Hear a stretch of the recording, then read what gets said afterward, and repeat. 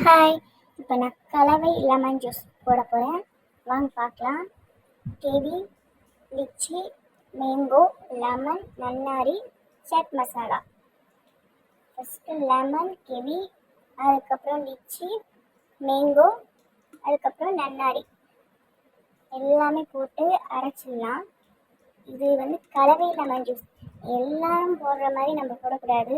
நம்மளா வித்தியாசமாக ஒரு லெமன் ஜூஸ் போட்டு அது எப்படி இருக்குன்னு ட்ரை பண்ணி பார்க்கலாம்.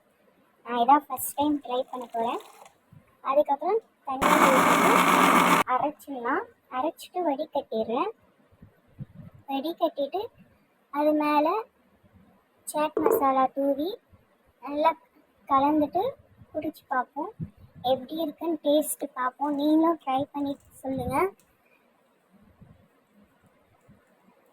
ஷேர் அண்ட் சப்ஸ்கிரைப் பண்ணிக்கோங்க ப்ளீஸ். பாய்.